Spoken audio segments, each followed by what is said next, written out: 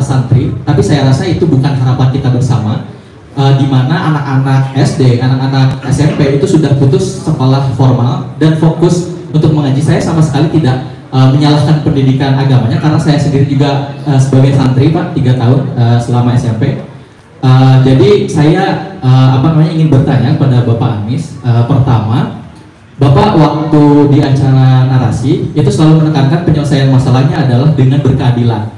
Bagaimana Bapak menyelesaikan masalah ini dengan prinsip berkeadilan? Di satu sisi kita ingin mendorong partisipasi pendidikan formal anak-anaknya, di satu sisi juga kita tidak ingin membebaskan hak orang tuanya untuk menentukan masa depan anaknya, karena bisa jadi dorongan anak-anak untuk fokus pendidikan keagamaan itu adalah juga dari dorongan orang tuanya.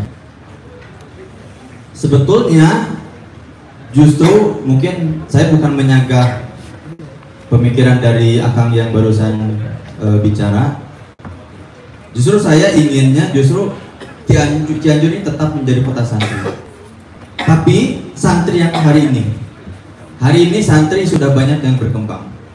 Bisa menjadi pejabat, tapi pejabat yang nyantri. Intelek yang menyantri.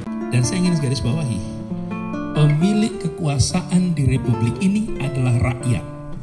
Jadi ini tidak sedang. Terima kasih. Kita kasih aplaus paling gemuruh untuk Kang Anies. Luar biasa. Ini saya pernah menonton sebuah video Pak Anies yang membuat saya terinspirasi dan termotivasi. Kata Pak Anies, anak-anak muda itu kenapa bukan tidak punya pengalaman? Ya karena ada kebaruannya. Oleh karena itu tidak ada pengalamannya, tapi kan menjanjikan masa depan terkait peluang-peluang. Luar biasa. Oke, ini luar biasa tematik dari Kang Anies untuk kita semua. Kita mulai segmentasi dialog langsung. Oke, saya kasih untuk segmentasi dialog ini untuk sesi pertama itu 2 orang, silakan angkat tangannya. Oke, ada anak muda ya Pak, benar Pak, anak muda ya Pak. Oke. Wah, kita kasih plus juga nih. Jiwa muda yang membara, jangan tanya. Oke, ada Kang Gardian dulu untuk sesi pertama. Tadi ada Kang Hadian. Kang Gardian sama Kang Hadian. Coba panitia mikrofonnya kepada Kang Gardian terlebih dahulu. Silakan. Nanti bisa langsung ditanggapi oleh Kang atau mau ditunggu dulu? Oh iya, 2 ya, langsung disampaikan. Ya, bismillahirrahmanirrahim. Assalamualaikum warahmatullahi wabarakatuh. Selamat pagi Pak Anies dan selamat pagi teman-teman anak muda Kabupaten Cianjur. Selamat datang di Kabupaten Cianjur, Pak Anies. Senang sekali menyambut Bapak di kabupaten di kota kita tercinta. Perkenalkan, saya Gardian Muhammad. Saya baru lulus dari Universitas Diponegoro baru beberapa hari yang lalu. Sedikit mengenai latar belakang saya, Pak Anies. Saya sangat concern di bidang pendidikan, di mana kami di Kabupaten Cianjur ini mendirikan sebuah gerakan namanya Gerakan Mengajar Desa, tentu terinspirasi juga dari gerakan yang Mas Anies bangun, yaitu Indonesia Mengajar. Nah, kami itu bergerak mulai tahun 2018 dan hanya ada di Kabupaten Cianjur saja pada saat itu. Nah, ternyata qadarullah dari tahun ke tahun kita meningkat dan saat ini Gerakan Mengajar Desa ini yang asli gagasannya dari Kabupaten Cianjur sudah tersebar di seluruh Indonesia. Jadi hari ini kami punya kurang lebih 14.500 relawan di seluruh Indonesia, Pak Anies. Nah, berbicara mengenai pendidikan, Pak Anies, ada beberapa permasalahan. Saya sangat tertarik ini untuk membahas pendidikan bersama Pak Anies. Yang pertama itu ada satu data yang mengatakan bahwa Kabupaten Cianjur itu secara indeks pembangunan manusia itu paling rendah di Jawa Barat. Dan salah satu karakteristik atau kriteria untuk membangun IPM itu adalah pendidikan. Nah, faktanya hari ini Kabupaten Cianjur itu secara pendidikan untuk di kotanya itu sudah maju, Pak Anies. Tapi ketika kita bergeser 10 km saja ke arah selatan, itu sudah sangat jauh berbeda. Saya menyoroti yang pertama dari kualitas guru. Kita percaya guru itu menjadi garda terdepan untuk memajukan anak muda Cianjur, tapi guru di Kabupaten Cianjur itu secara UKG masih rendah. Itu yang pertama. Yang kedua adalah partisipasi pemerintah juga secara kebijakan. Saya berani mengatakan bahwa Kabupaten Cianjur itu belum terlalu concern terhadap isu pendidikan. Jadi mohon maaf, stakeholder pendidikan itu bisa dinas pendidikan dan lain sebagainya masih diisi oleh orang-orang yang uncapable, Pak Anies. Jadi tidak berkapabilitas di bidangnya, tapi disuruh mengawasi atau mengerjakan masalah pendidikan. Sehingga hasilnya ya kita selalu menjadi nomor 1 tapi dari bawah untuk di Jawa Barat ini. Nah, poin yang ingin saya sampaikan mengenai kebaruan juga di pemerintahan Pak Jokowi kemarin itu ada satu kebijakan Merdeka Belajar, di mana saya sangat mengapresiasi kebijakan ini. Itu adalah kebaruan yang sangat pesat, tetapi dari implementasinya sendiri ternyata memang tidak semua daerah itu bisa tidak bisa mengakses. Yang keduanya adalah Pak Anies, kadang-kadang ternyata di dalam Merdeka Belajar itu orang yang hanya mahasiswa yang bisa bergabung di dalam Merdeka Belajar itu hanya mereka yang dari perguruan tinggi grade A, sedangkan perguruan tinggi yang ada di daerah itu kesempatannya berbeda. Dalam hal ini saya mengutip dari Pak Anies, pendidikan kita kurang setara. Kebijakannya sudah ada tapi pendidikannya tidak setara. Nah, menurut Pak Anies sendiri, apakah Merdeka Belajar ini relevan untuk terus dilakukan di Indonesia? Itu yang pertama. Dan kalau tidak relevan,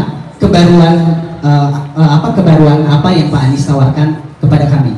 Dan yang keduanya adalah menurut Pak Anies, bagaimana tanggapan Pak Anies kepada orang-orang yang mengisi misalnya dalam hal ini pos dinas pendidikan, Kementerian Pendidikan dan lain sebagainya, tapi mereka uncapable di sana? Apakah ini akan menjadi kemunduran untuk Indonesia meskipun nanti saat Pak Anies jadi presiden? Kebijakan Pak Anies bagus sekali, tetapi orang yang di bawahnya tidak bisa melaksanakan karena uncapable. Kalau menurut Guardian harusnya gimana terkait Merdeka Belajar ini?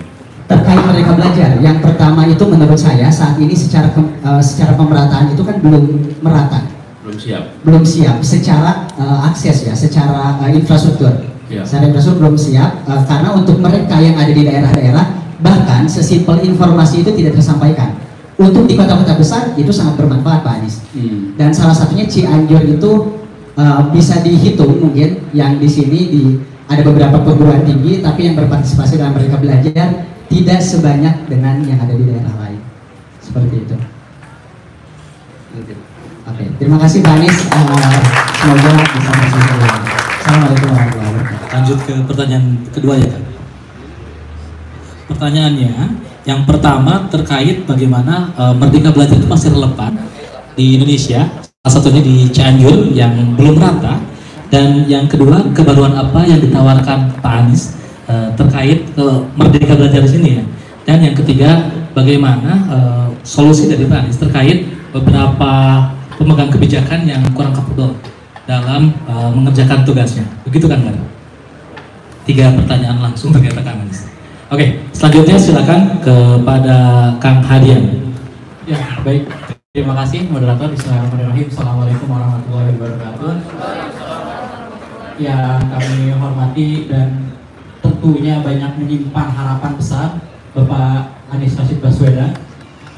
Yang kami hormati Bapak Ibu sekalian, rekan-rekan pemuda Cianjur yang hari ini membawa gagasan dan insya Allah siap untuk dibawa Bapak Anies Rashid Baswedan di RI 1 nanti pada tahun 2024. Bapak Anies Baswedan, izin memperkenalkan diri. Nama saya Muhammad Hadian Rasyadi, sarjana hukum, pengacara publik di Pusat Advokasi Hukum dan Hak Asasi Manusia Jawa Barat. Tadi dipersilahkan untuk memberikan pembahasan terkait isu lingkungan. Nah, saya ingin mencoba melemparkan sebuah isu dan mungkin teman-teman juga di sini beberapa hari lalu menonton Pak Anies Rashid Baswedan ya, di narasi. Kita sangat mengapresiasi luar biasa jawaban-jawaban dari beliau ini menjawab beberapa keresahan yang langsung dilemparkan oleh moderator gitu. Salah satu yang coba saya tangkap mengenai isu lingkungan yaitu adalah isu mengenai energi terbarukan. Dan Pak Anies langsung menyebutkan bahwa ada satu pembangkit listrik yang memang sangat ramah lingkungan, yaitu pembangkit listrik tenaga panas bumi. Nah, ada satu hal yang menarik, ini harus dibawa dari Cianjur menuju Senayan ataupun langsung di istana, bahwa Bapak Anies di Cianjur ini ada sebuah rencana pembangunan shelter geotermal di kaki Gunung Gede Pangrango. Yang kita sama-sama ketahui bahwa Gunung Gede Pangrango ini berbeda karakteristiknya dengan gunung-gunung lain, di mana ketika kita melihat gunung-gunung lain dan juga geotermal yang telah dibangun shelternya di tempat-tempat lain, itu lokasinya itu jauh dari pemukiman warga. Tapi yang berbeda di kaki Gunung Gede Pangrango itu sangat dekat dengan pemukiman warga. Dan ada satu hal yang menarik Bapak Anies, bahwa begitu banyak penolakan langsung dari warga masyarakat. Walaupun memang ingin saya jabarkan, permasalahan ini tidak timbul untuk permasalahan tanah, karena tanah yang dipakai memang bukan tanah masyarakat. Tapi shelter itu akan dibangun di dekat sekali dengan pemukiman warga.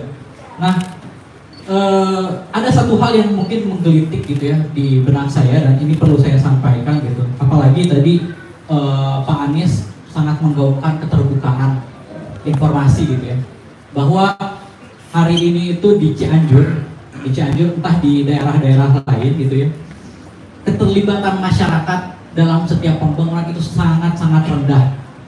Bahkan ingin saya katakan untuk pembangunan shelter geothermal ini tidak ada partisipasi publik sama sekali. Walaupun konon katanya disampaikan itu melalui kepala-kepala desa dan tidak disampaikan secara langsung ke masyarakat. Dan ini mungkin menjadi satu kekhawatiran. Dan yang menjadi permasalahan besar adalah bahwa sampai dengan hari ini setiap ada pembangunan fisik gitu ya di Indonesia itu, pemerintah itu gagal melakukan transfer knowledge kepada masyarakat.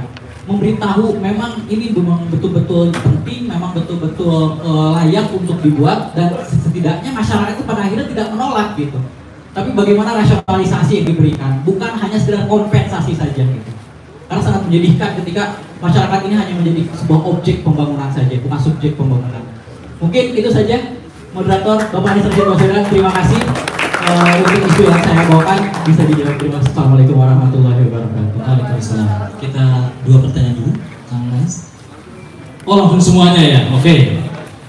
Kita dari satu lagi, dua, tiga ya udah ya.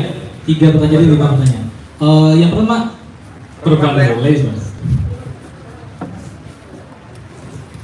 Bismillahirrahmanirrahim. Assalamualaikum warahmatullahi wabarakatuh. Sebelumnya terima kasih banyak telah diberikan kesempatan untuk menyampaikan fakta dan beberapa mungkin keresahan yang sini. Perkenalkan, sebelumnya nama saya Utami Siti Umayyah. Asal saya sebelumnya sarjana administrasi publik dan magister administrasi pembangunan negara. Dan sekarang ranah kerja saya juga di pendamping sosial di Kementerian Sosial Republik Indonesia, yang mana aktif sebagai pegiat sosial. Dan ada keresahan di sini ketika saya bekerja sebagai pendamping sosial, yang mana saya melihat fakta di lapangan, ruhnya pendamping sosial sebagai pemberdayaan, yang harusnya pemberdayaan di sini hanya sebagai monitoring evaluasi saja disebut. Jadi ruhnya pemberdayaan tidak hidup gitu di sana, dan yang saya menjadikan titik di mana saya harus bergerak berubah ini program apakah memang harus tetap dilanjutkan, yang salah satunya adalah program Keluarga Harapan. Itu di sana ada beberapa pemberdayaan yang seharusnya dijalankan tapi tidak efektif dan efisien dijalankan, hanya sebatas ONF gitu. Nah, bagaimana di sini pertanyaannya, kita bisa mentransformasikan gitu ya, mentransformasikan gerakan yang memang akan merubah mindset masyarakat yang asalnya ingin penerima bantuan ini, yang khususnya ya masyarakat yang usia produktif gitu Pak. Karena banyak sekali masyarakat usia produktif yang masih menerima bantuan dan secara cuma-cuma begitu. Nah, di sini juga terkait peluang kerja yang memang jadi mohon maaf, laki-laki itu mengandalkan bantuan itu, dan laki-laki case di Cianjur ini Pak, dan juga ada di beberapa wilayah sekitar Cianjur, pabrik-pabrik khususnya itu peluang kerja itu lebih besar perempuan gitu. Nah, bagaimana mungkin cara bernegosiasinya seorang pemerintah agar investor ini bisa tetap berinvestasi di Indonesia, karena itu juga membuka peluang pekerjaan begitu, tapi di satu sisi juga tidak merubah hitah seorang perempuan yang memang hanya seharusnya itu hanya sebagai aktualisasi diri dan yang membantu ya sebagai di rumah tangga itu. Nah, tapi di sini di lapangan jadi tulang punggung keluarga itu perempuan, jadi karyawan pabrik. Seperti itu mungkin dari saya. Terima kasih. Wassalamualaikum warahmatullahi wabarakatuh. Utami punya pandangan nggak solusi untuk itu? Ya, untuk solusi mungkin bisa, harusnya sih bisa ya Pak. Ada kebijakan yang memang di mana investasi itu tetap bisa dijalankan oleh para investor itu di Indonesia, tapi kuotanya itu dibatasi untuk perempuan itu jangan lebih banyak, karena pada kenyataannya di lapangan itu pungli itu tuh laki-laki itu lebih besar dibandingkan perempuan. Jadi ketika mau masuk pabrik nih, katakanlah Nike ada GSG di Cianjur ini banyak sekali, itu pungli untuk laki-laki itu lebih besar sekali, bisa sampai 2 kali lipat lebih untuk laki-laki. Dan bahkan ini jadi catatan, seharusnya tidak ada pungli gitu ya untuk di pabrik itu. Ya, begitu Pak. Jadi ada negosiasi dari pemerintah, ada kebijakan untuk investasi ini, kuota tidak hanya untuk perempuan yang lebih banyak gitu, karena pada kenyataannya pabrik karyawan itu perempuan yang lebih banyak. Terima kasih. Mungkin itu dari saya. Assalamualaikum warahmatullahi wabarakatuh. Oke, sebentar. Teo kami terkait pungli, mungkin pungli untuk masuk kerjanya gitu. Ya. Oke, siap. Dilanjut dulu ke pertanyaan selanjutnya, Mas. Tadi itu yang sudah ditunjuk ya, Kang Rudi sama siapa Kang? Kang Rudi dulu. Silakan. Baik. Assalamualaikum warahmatullahi wabarakatuh. Waalaikumsalam. Terima kasih kesempatannya. Yang terhormat Bapak Anies Baswedan. Perkenalkan, saya Rudi Reina Sulaiman. Saat ini saya mengenyam pendidikan di Fakultas Ilmu Komunikasi, Program Studi Ilmu Komunikasi Universitas Pajajaran. Saya berlatar belakang pendidikan sama dengan Kang Nardian. Sama-sama kita berdua benar-benar membangun gerakan mengajar desa dari nol dari 2018 hingga saat ini sudah 2023. Saya pernah ke lapangan bersama teman-teman, terutama di Cianjur, Bapak. Ternyata setelah kami lihat di lapangan, asumsi kami di lapangan itu banyak anak-anak yang putus sekolah, banyak partisipasi pendidikan formal yang tidak maksimal. Itu asumsi kami adalah karena ekonomi nomor satu. Tapi ternyata bukan. Yang kita lihat di lapangan itu adalah karena minat belajar, di mana dorongan dari orang tua, dorongan masyarakat, dorongan lingkungan. Karena mohon maaf, Cianjur ini pertama itu masih banyak perkampungan yang memang terputus dari koneksi kota dan lain sebagainya, sehingga mereka itu seolah-olah hidup dengan universe-nya sendiri. Jadi patokan ukuran kehidupan pendidikan itu ya diukur hanya dari di kampung mereka. Ketika di kampung mereka anak SMA saja sudah jarang, maka ketika SMA itu adalah patokan pendidikan tinggi gitu. Karena mereka cukup terputus gitu koneksi, baik itu secara informasi dan lain sebagainya dengan kota. Nah, salah satunya yang disebabkan oleh itu, mohon maaf jika saya sedikit takut sebetulnya menyampaikan ini karena takut salah menjelaskan. Salah satunya adalah beberapa, terutama di lingkungan saya sendiri, itu ada masyarakat yang anak-anaknya itu memutuskan untuk fokus pada pendidikan keagamaan dan bahkan memutuskan pendidikan formalnya gitu. Sehingga meskipun memang Cianjur itu adalah kota santri, tapi saya rasa itu bukan harapan kita bersama, di mana anak-anak SD, anak-anak SMP itu sudah putus sekolah formal dan fokus untuk mengaji. Saya sama sekali tidak menyalahkan pendidikan agamanya, karena saya sendiri juga sebagai santri Pak 3 tahun selama SMP. Jadi saya ingin bertanya kepada Bapak Anies. Pertama, Bapak waktu di acara narasi itu selalu menekankan penyelesaian masalahnya adalah dengan berkeadilan. Bagaimana Bapak menyelesaikan masalah ini dengan prinsip berkeadilan? Di satu sisi kita ingin mendorong partisipasi pendidikan formal anak-anaknya, di satu sisi juga kita tidak ingin membebaskan hak orang tuanya untuk menentukan masa depan anaknya, karena bisa jadi dorongan anak-anak untuk fokus pendidikan keagamaan itu adalah juga dari dorongan orang tuanya. Bagaimana Bapak menyelesaikan masalah itu dari sudut pandang berkeadilan tadi? Yang kedua, bagaimana kita selaku anak muda untuk bisa masuk ke ranah sana dan memperbaiki itu Pak? Sebagaimana pengalaman Bapak di komunitas pendidikan atau organisasi pendidikan, juga bahkan sempat menjabat sebagai Menteri Pendidikan, bagaimana kita anak muda di luar keluarga mereka itu bisa masuk dan mempengaruhi itu? Bukankah pemberdayaan yang baik itu adalah pemberdayaan yang bottom up atau mengandalkan asas PRA atau participatory rule operation? Itu saja pertanyaan dari saya. Errare humanum est turpe errore perseverare. Membuat sebuah kekeliruan itu manusiawi, tapi tidak baik untuk mempertahankan kekeliruan tersebut. Semoga Bapak bisa menjawab kekeliruan yang sudah kami sampaikan. Terima kasih. Oke, Rudi co-founder dari Gerakan Mengajar Desa. Yes, ke pertanyaan terakhir silakan diperkenalkan diri dulu.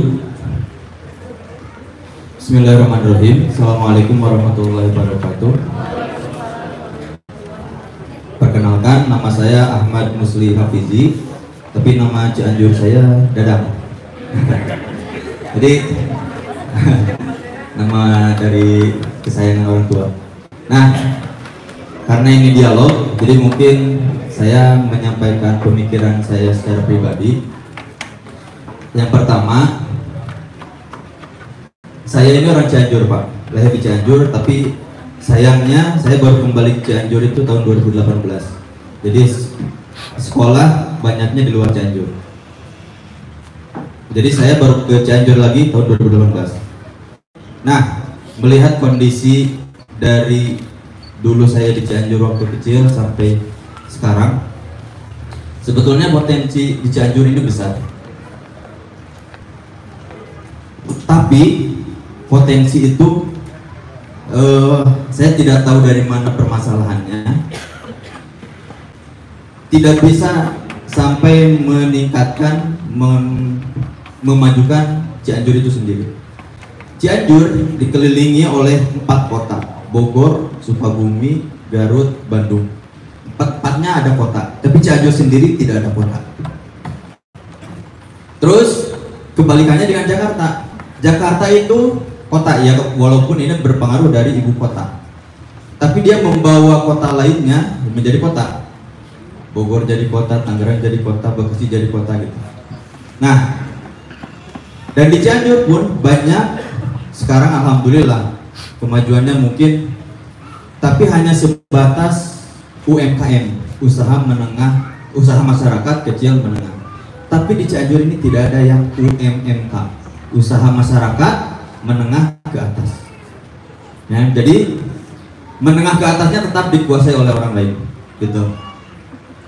Nah, ini pemikiran saya yang pertama. Yang kedua, dulu Cianjur ini kental dengan kota santri. Sebetulnya justru mungkin saya bukan menyanggah pemikiran dari Akang yang barusan bicara.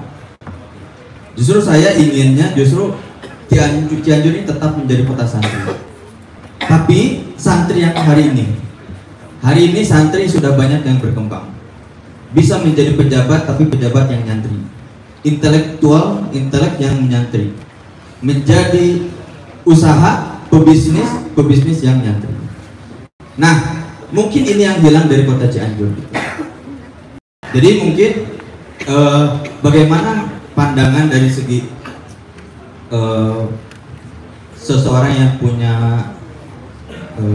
yang pernah menjadi pemuda gitu, dan melakukan perubahan untuk suatu wilayah atau untuk suatu daerah. Jadi kalau saya boleh egois, saya mending Pak Andis jadi bupati saja, kita majukan Cianjur gitu. Kalau saya egois. Tapi saya tidak boleh egois, karena negara ini juga negara saya. Jadi silahkan majukan Indonesia, dengan Indonesia maju, Cianjur insya Allah maju. Amin. Terima kasih. Assalamualaikum warahmatullahi wabarakatuh. Waalaikumsalam warahmatullahi wabarakatuh. Oke, 5 pertanyaan sudah dilakukan kepada Bang Anies. Dijawab langsung. Yang pertama dari Kang Gardian dan yang kedua dari Kang Gardian selanjutnya. Kalau boleh kan diulang pertanyaan sebagai moderator. Siapa? Merefresh kita semua. Oke. Tadi Kang Gardian ini bertanya tentang apakah Merdeka Belajar ini masih relevan terkait di Indonesia, yang mana Cianjur ini tidak seperti ibu kota atau kota-kota yang lain. Itu yang pertama. Yang kedua adalah kebaruan apa yang ditawarkan oleh Kang Anies terkait pendidikan, khususnya juga di Cianjur. Itu. Oke. Terus selanjutnya terkait geothermal, pembangunan yang ada di Cipanas ya, Kang Gardian ya. Itu bagaimana tanggapannya dan solusinya kepada Kang Anies terkait ada juga konflik di sana yang mana dengan masyarakat, tetapi emang bukan terkait tanah, tapi terkait dampak daripada geothermal tersebut. Itu. Yang ketiga dari Teh Utami ya, terkait pemberdayaan. Bagaimana Kang Anies ini terkait gerakan pemberdayaan untuk usia produktif, dan juga bagaimana pandangan Kang Anies terkait usia produktif yang mendapatkan bantuan. Dan yang kedua terkait bagaimana peluang kerja, yang mana di sini di Cianjur ini banyak pabrik yang mana untuk peluang kerjanya lebih banyak perempuan daripada laki-laki di pabrik-pabrik tersebut. Apakah Kang Anies ini bisa bernegosiasi dengan investor agar dapat setara gitu ya antara perempuan ataupun laki-laki dalam mendapatkan peluang kerja? Dan juga bagaimana untuk, karena di sini katanya permasalahannya ditambahkan lagi oleh Teh Utami, kalau misalkan di pabrik tersebut kenapa bisa lebih banyak perempuan, karena ternyata punglinya lebih besar kalau laki-laki daripada perempuan. Itu. Yang selanjutnya dari Kang Rudi ya, Kang Rudi itu ini anak-anak putus sekolah itu bukan karena ternyata ekonomi, tetapi minat belajar yang kurang. Ya, anak-anak memutuskan juga untuk mengikuti pendidikan informal atau agama. Nah, bagaimana pandangannya, dan juga bukan terkait pendidikan agamanya yang salah, tetapi agar lebih balance juga, Kang Anies. Dan bagaimana penyelesaian masalah dengan isu yang tersebut dengan berkeadilan yang sering Kang Anies sampaikan di dalam seminar-seminar. Dan juga bagaimana caranya kita sebagai anak-anak muda bisa masuk ke dalam persoalan tersebut dengan pengalaman Kang Anies di dalam dunia pendidikan. Dan yang terakhir itu dari Kang Musli ya. Ini terkait tentang bagaimana positioning daripada UMKM di Cianjur, Kang Anies. UMKM Cianjur di sini tidak ada UMMK katanya ya. Bagaimana bisa meningkatkan UMKM di Cianjur menurut Kang Anies, dan juga bagaimana Kang Anies di sini bisa untuk terkait tadi ya, apa namanya Kang Musli, kota santri ya. Ya, kota santri, bagaimana kota santri ini bisa diwujudkan kembali, bukan untuk menyanggah Kang Rudi terkait pendidikannya, tetapi lebih modern menurut Kang Anies. Seperti itu Kang Anies. Sip, terima kasih. Teman-teman semua, ini hal-hal penting yang tadi disampaikan. Saya ingin komentar mungkin satu persatu ya. Pertama, terkait dengan pendidikan. Siapa pendidik terpenting? Orang tua. Siapa pendidik pertama? Orang tua. Siapa pendidik paling tidak siap? Orang tua. Pendidik terpenting, pendidik pertama, pendidik paling tidak siap, semuanya adalah orang tua. Ya, karena itulah menurut hemat kami, salah satu hal yang terpenting harus didorong adalah bagaimana membuat orang tua menjadi siap mendidik. Siap menikah itu ada prosesnya, tapi siap menikah itu tidak otomatis siap menjadi pendidik. Pendidikan anak itu mulainya kapan? Dan dalam kandungan. Kebiasaan yang dilakukan itu akan ikut membentuk kebiasaan si bayi dalam kandungan. Apakah kita menyadari itu? Belum tentu. Jadi ini nanti pertanyaan kaitannya relevan dengan pertanyaan Rudi, lagi Gerdian. Jadi bagaimana kita menempatkan pendidikan itu bukan sebagai persekolahan. Kebanyakan dari kita di pemerintahan melihat pendidikan itu sebagai urusan persekolahan, bukan. Namanya Kementerian Pendidikan, bukan Kementerian Persekolahan. Karena itulah yang harus diurus lengkap. Ketika kami bertugas di Kemdikbud, justru kami membuat namanya Direktorat Pendidikan Orang Tua. Itu direktorat baru, sebelumnya belum pernah ada. Tapi menterinya reshuffle, direktoratnya hilang juga. Sayang betul. Kenapa di negara lain sudah menjadi kementerian pendidikan untuk orang tua? Kenapa? Saking pentingnya. Karena pendidikan pertama dan terutama itu di situ.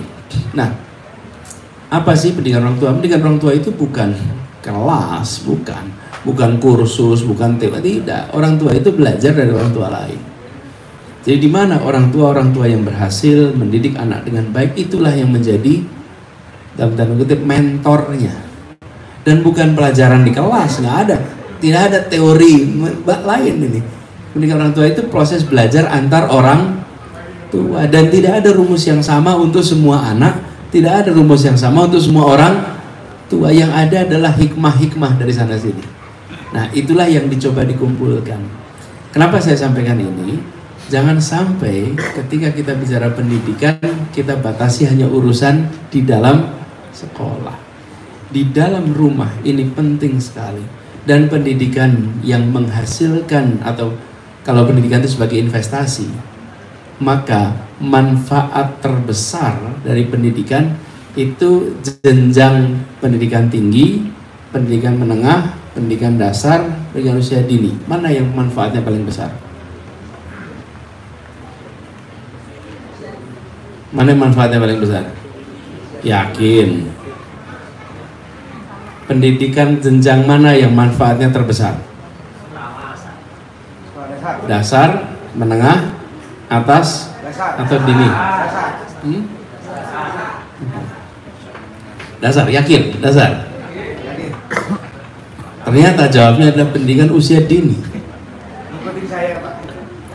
Pendidikan usia dini adalah pendidikan yang memberikan manfaat terbesar. Tapi kalau kita lihat anggaran yang kita berikan, anggarannya tidak begitu. Anggaran untuk pendidikan usia dini bisa dibilang paling kecil, padahal manfaatnya paling besar.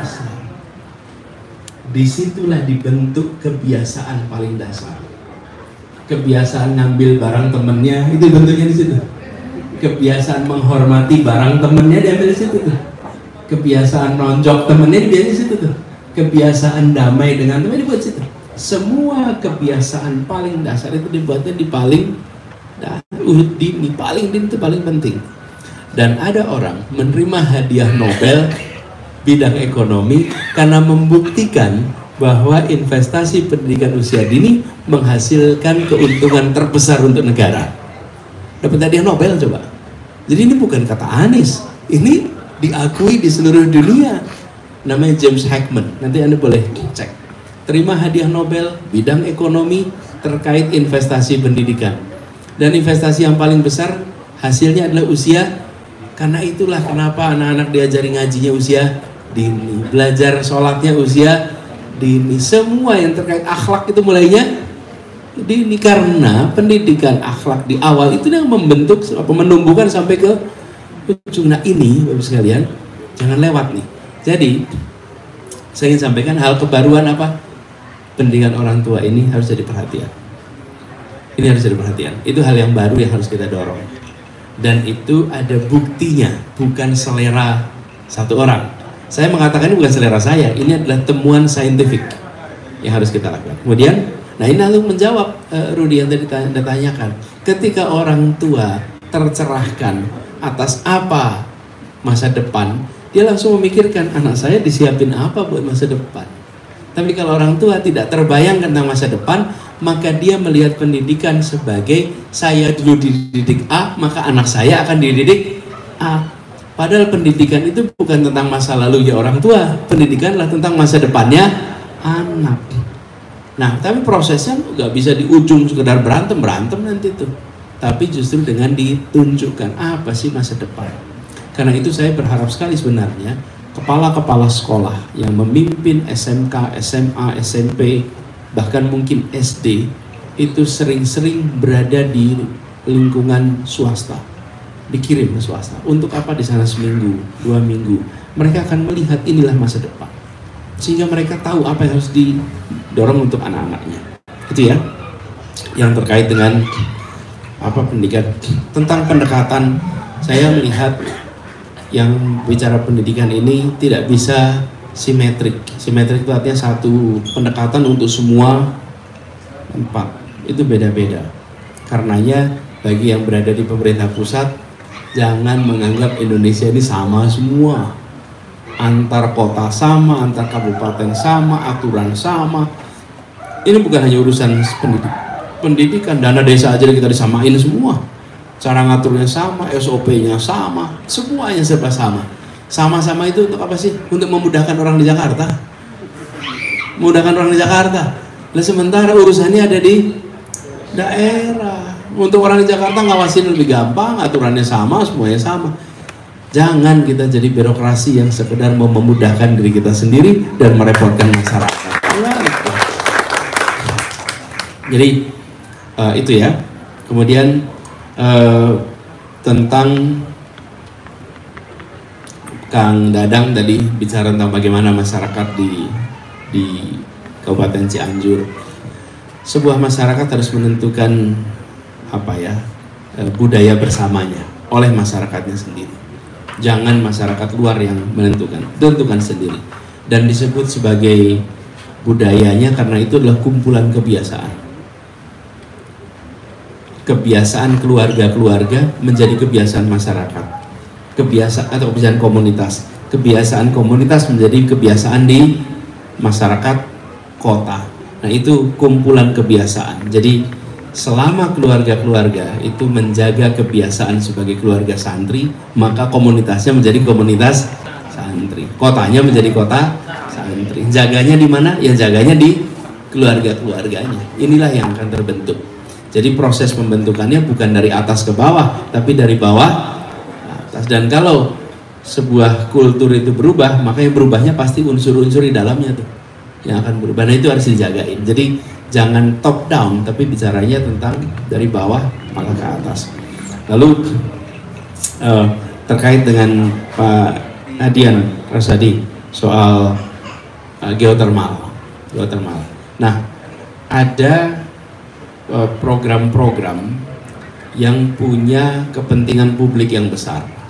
Ada program yang sesungguhnya investasi swasta. Cara pandangnya harus berbeda.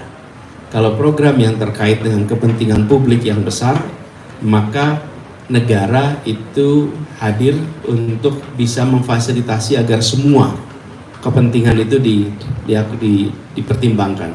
Tapi ada tujuan strategis bersama yang harus kita raih. Kalau ini kepentingan investasi, maka posisi negara itu memfasilitasi selama sesuai dengan ketentuan. Tapi kalau ada kepentingan strategis yang besar, negara harus menjaga agar kepentingan ini terpenuhi. Nah, menurut saya ini pengalaman kami di Jakarta nih. Begitu kita bicara tentang pembangunan yang berdampak kepada publik, maka nomor satu, pendekatan dialog yang terbuka. Siapa aja? Satu, masyarakat yang terdampak. Dua, aktivis yang selama ini mendampingi masyarakat. Itu didebatkan. Yang ketiga, pakar yang terkait dengan kegiatan seputar itu. Empat, pemerintah. Lalu pemerintah menunjuk yang kelima namanya fasilitator dialog. Jadi empat pihak ini bertemu, fasilitatornya bukan pemerintah. Sering dari kita itu unsur pemerintah sekaligus fasilitator. Jangan.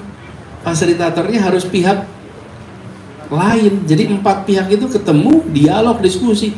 Apa fungsinya? Masyarakat tentu bicara tentang kepentingan dirinya, negara bicara tentang kepentingan strategisnya, para NGO, mereka yang bisa selama ini mendampingi masyarakat tahu apa yang sesungguhnya menjadi masalah. Ketiga, yang keempat, pakar, karena pakar ini punya contoh-contoh yang terjadi di berbagai tempat di dunia. Jadi kita, ini contoh ketika kami menata kampung di Jakarta, menata kampung itu rumit. Warga kampung itu ketika diajak diskusi, 10 orang kumpul, pandangannya bisa 12. Iya, dan semua pengen maaf, tapi sabar. Kenapa? Lebih baik namanya CAP. CAP ini panjangannya apa? Community Action Planning. Community Action Planning. Itu pertemuannya berlasan kali, sebagian malah puluh kali. Tapi begitu sampai kesepakatan, semuanya itu jalannya lancar. Tapi di awalnya nggak kenceng, yang pemerintah maunya A, yang rakyat maunya B. Di awal kenceng betul. Kami mau menyatukan transportasi umum di Jakarta. Itu ada 25 lebih operator transportasi. Itu diajak kumpul, galaknya nggak kira-kira. Pertemuan paling galak yang pernah saya alami itu ketemuan sama operator kendaraan umum. Ampun, top galaknya itu. Semuanya marahin. Dan kita dengerin, pertemuannya berapa? 77 kali. Wih, panjang lah. Ya tentu saya tidak ikut 77 kali gitu. Saya di kick off-nya saya jelaskan misinya begini, yuk habis itu diskusi 77 kali, lebih dari 6 bulan. Tapi begitu sampai pada kesimpulan, jalan lancar, nggak ada berantem lagi di jalan. Nah kita ini di pemerintahan seringkali gini, udah putusin aja dulu, nanti berantemnya besok. Jangan, debatnya di awal, beda pendapatnya di awal, habis itu kemudian jalannya lancar karena berpuluh tahun ke depan. Jadi dialog itu penting. Indonesia bukan negara pertama yang mengeksplorasi geotermal. Masalah itu akan bisa dijadikan contoh di banyak tempat, gitu ya. Kemudian Utami, bantuan kepada mereka yang usia produktif dalam artian bantuan sosial ya. Sebenarnya bantuan ini lebih kepada mereka yang memiliki persoalan ketika pendapatannya tidak mencukupi. Kan kira-kira begini, investasi menyiapkan lapangan pekerjaan, lalu masyarakat menyediakan lapangan pekerjaan, terjadilah transaksi namanya pasar tenaga kerja. Yang satu bawa tenaga, yang satu bawa kesempatan kerja, terjadi transaksi. Nah mereka yang tidak mendapatkan itu nganggur namanya. Nah disitulah yang dapat bantuan sosial. Tapi kalau yang sudah masuk ke dalam sistem ini, sesungguhnya mereka bukan penerima bantuan lagi. Ini yang sesungguhnya cara pandang kita. Jadi sebisa mungkin memperbesar pasar tenaga kerja supaya mereka yang terima bantuan pindah dari jalur terima bantuan ke jalur terima lapangan kerja. Ini yang harus dikerjakan. Kalau tidak, maka ada yang namanya ini jebakan subsidi namanya. Apa jebakan subsidi itu?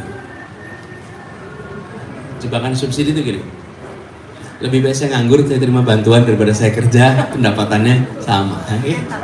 Itu namanya jebakan subsidi. Nah, negara itu harus ngatur supaya orang jangan sampai memilih jebakan subsidi ini. Udah saya lebih baik nganggur aja, toh dapat bantuan. Itu dialami di banyak negara. Indonesia bukan pertama, banyak negara. Namanya memang subsidi trap, jebakan subsidi. Nah, apa caranya? Dengan cara pendapatan lewat lapangan pekerjaan, upahnya makin hari makin meningkat. Kalau itu makin tinggi, maka orang memilih lebih baik kerja karena pendapatannya lebih banyak. Tapi kalau upahnya dijaga terus terlalu rendah, maka lebih milih nganggur dan dapat subsidi daripada bekerja. Ini strategi harus diambil oleh pemerintah. Jangan sampai terjadi yang namanya jebakan subsidi. Kalau itu terjadi, negara kita akan mengalami kerepotan. Lalu terkait dengan kebijakan, menarik itu masukan penting soal pekerja laki dan perempuan. Poin penting lebih, jadi usulannya supaya memberikan porsi lebih banyak gitu ya pada sesuai kualifikasi laki-laki.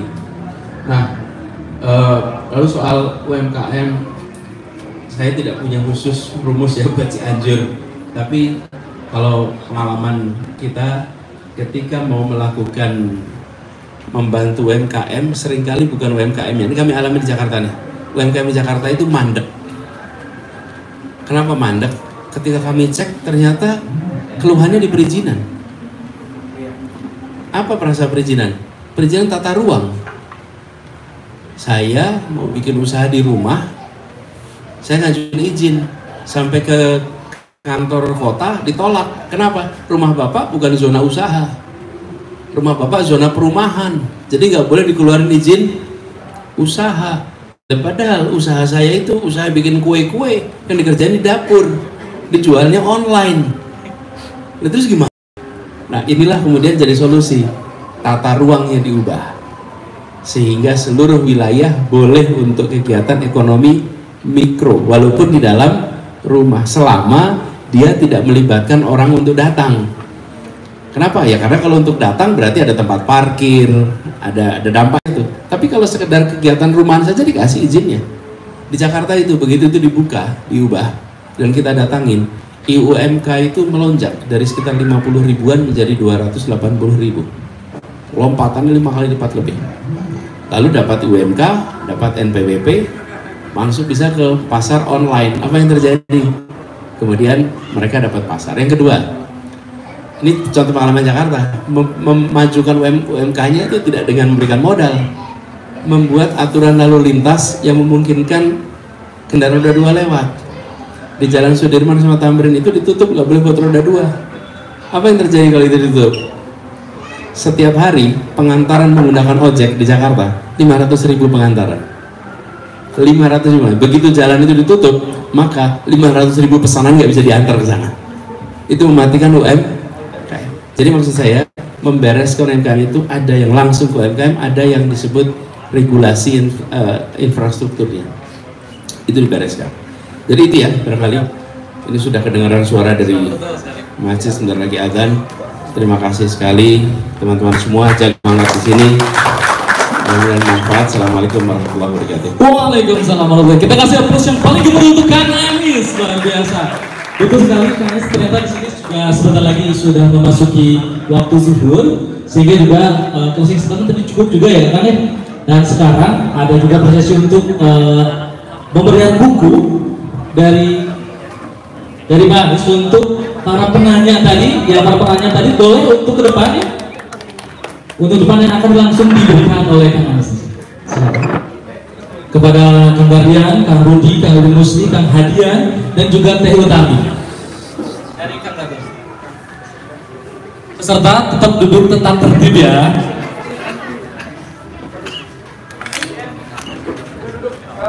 Yang lain, tolong. Kang Rudi.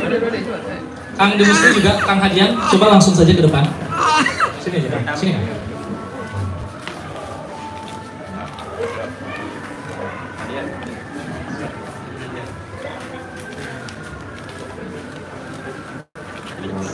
Selanjutnya Kang Rudi Musli.